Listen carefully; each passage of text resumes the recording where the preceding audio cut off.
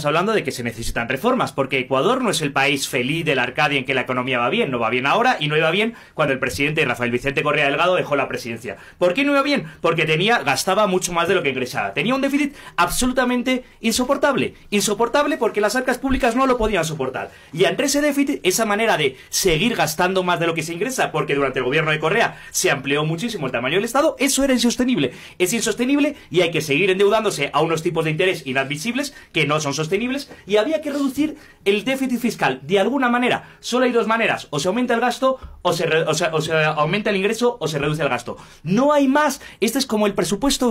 El presupuesto es muy sencillito. O si no encaja, hay que hacer una de esas dos cosas.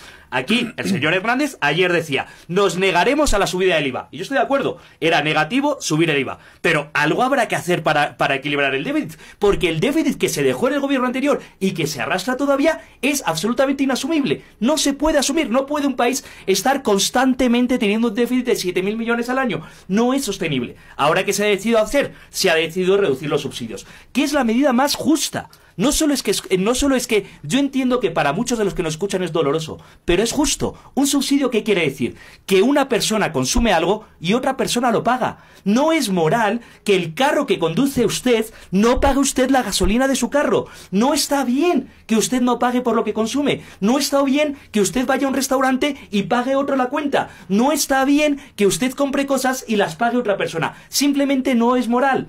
Usted debe pagar lo que consume. Y en el caso de los subsidios, concretamente, si hablamos de medidas medioambientales, ¿qué medida menos medioambiental que subsidiar la emisión de CO2? No se puede con una mano decir que se cuida el medio ambiente y con la otra mano decir que hay que subsidiar que la gente consuma todavía más CO2.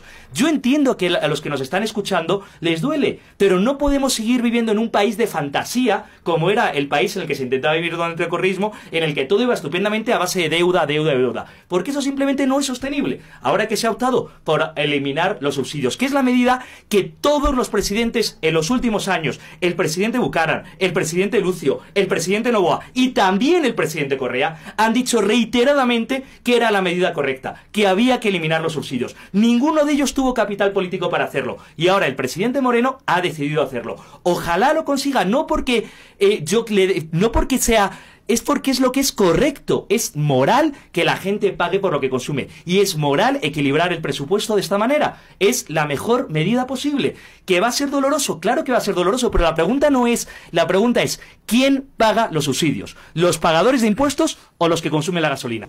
Yo hay muchas cosas que no entiendo de su discurso, señor Virgilio. En primer lugar, usted me dice, había problemas fiscales, pero se podría manejar de otra manera. ¿Exactamente cómo? Porque a todas las medidas que eran reducción de gasto o aumento de ingresos, ustedes han dicho que no. Habría que hacer algo. Díganos qué pretendía hacer. En segundo lugar, nos dice, no hay datos. Y nos dice, pero se va a hundir la economía. No puede decir una cosa y la contraria. Si no sabe, si no hay datos, no puede pronosticar que se va a hundir la economía, porque no puede ser. En segundo lugar, se va a afectar a los más vulnerables. Ya, pero también se ha anunciado $15 más de bono de desarrollo humano para paliar las consecuencias sobre los más vulnerables. O sea, eso también se parece que se le ha olvidado la otra parte.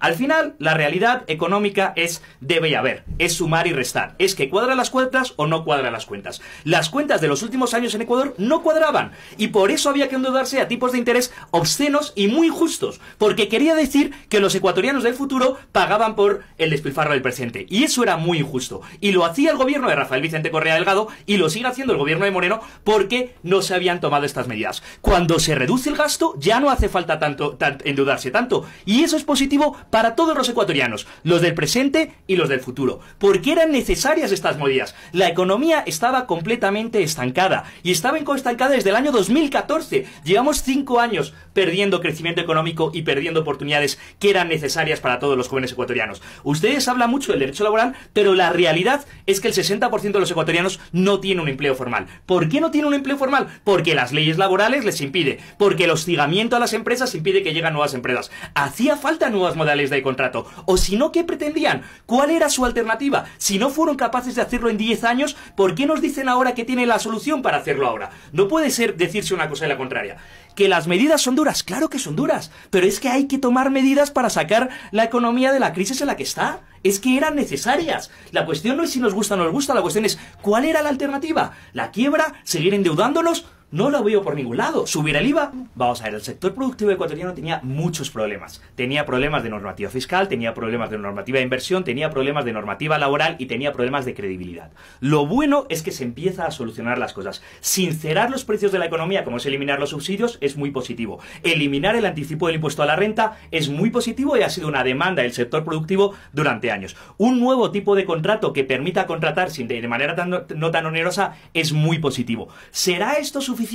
Hombre, es que es muy difícil que salir de tantos años de hostigamiento a la empresa privada se vaya a hacer de la noche a la mañana. Lo primero que se necesita para que haya inversión y reactivación es confianza. Y la confianza no se genera de la noche a la mañana, no se genera ni en una medida ni en dos medidas, se genera en el largo plazo. Si algunos en este país están convocando paros o están convocando marchas para deshacer estas medidas, evidentemente se genera todavía más incertidumbre y eso no favorece el desarrollo económico. Entonces, no creo que solo con estas medidas va a ser el milagro ni la panacea y mañana Ecuador va a ser el nuevo Panamá, el nuevo Chile o el nuevo Hong Kong. No, pero que esto ayuda a mejorar y andar en la dirección correcta. Sí, es muy positivo. Sincerar precios, cambiar la normativa fiscal, la normativa laboral, no hostigar a la empresa privada. ¿Usted era partidario más de ir con la idea que se discutió durante varias semanas de incremento del IVA o este tema que ahora se ha tomado? Me parece mucho más mejor medida, mucho más honrada y mucho más sincera eliminar los subsidios. Muchísimo mejor para la economía, mucho más justo.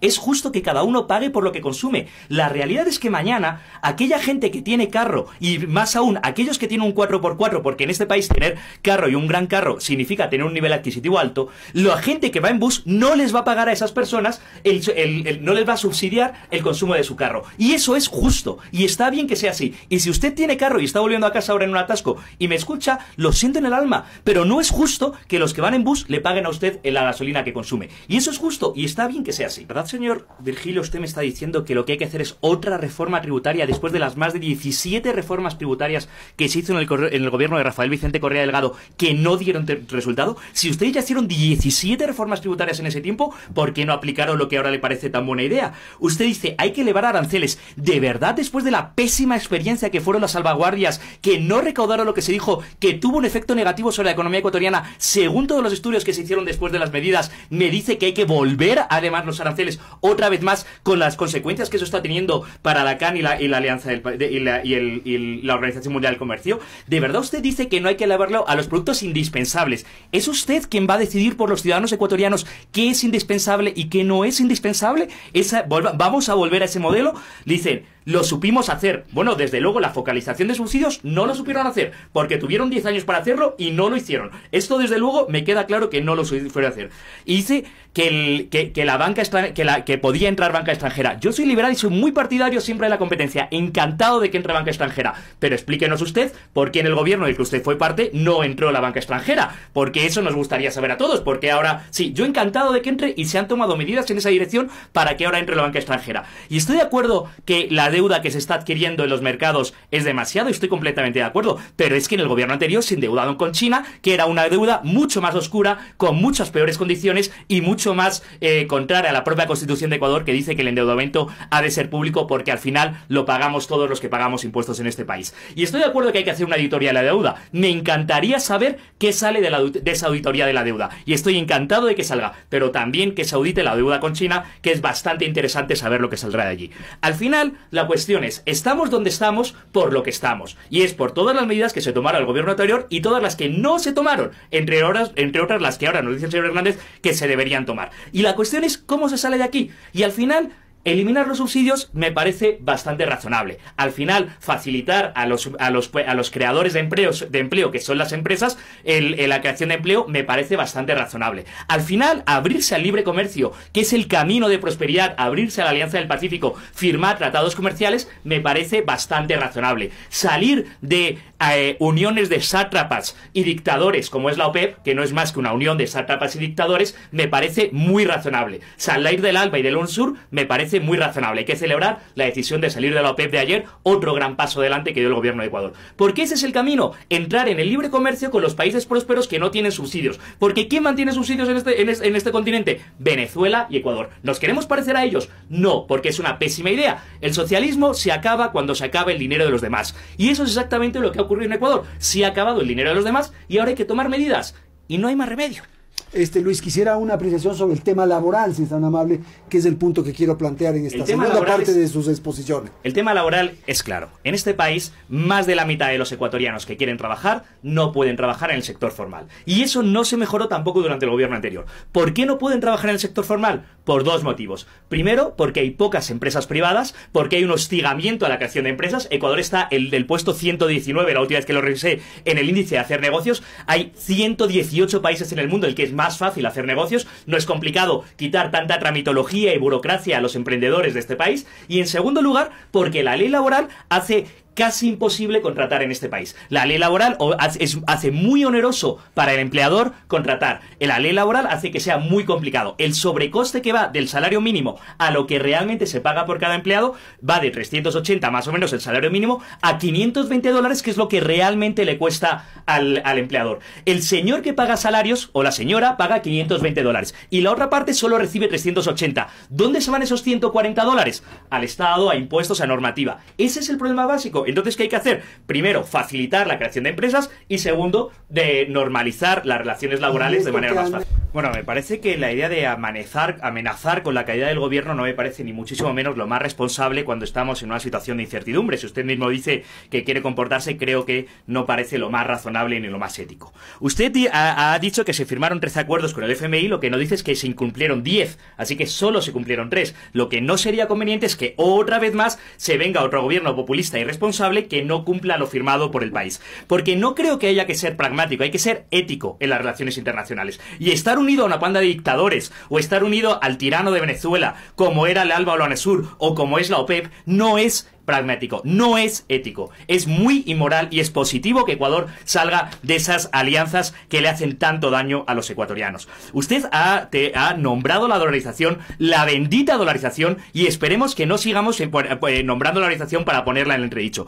porque creo que yo y casi todos los ecuatorianos y casi todos los que nos están escuchando sabemos muy bien que es gracias a la dolarización que la situación del país no es catastrófica o dramática como sí podría haberlo sido en Venezuela si hemos dejado al presidente Rafael Vicente Correa Delgado manejar la moneda, que menos mal que no maneja la moneda. Usted dice que hay que escuchar a los empresarios, pero no solo vale escuchar con la oreja izquierda, habrá que escuchar a todos los empresarios, y también la Cámara de Comercio de Quito, la Cámara de Comercio de Guayaquil, la Confederación de Cámaras de Comercio, todas ellas han sido partidarios de la incorporación de Ecuador en la Alianza del Pacífico. Entonces no puede, por un lado, decir que está en contra de la empresarialidad y que esto está el de los grandes grupos de interés, y luego decir que hay que escuchar a los empresarios, porque o lo uno o lo otro, y habrá que escuchar a todos los empresarios, y gran parte de ellos son partidarios de la incorporación a la Alianza del Pacífico. Al final, volvemos al punto de partida.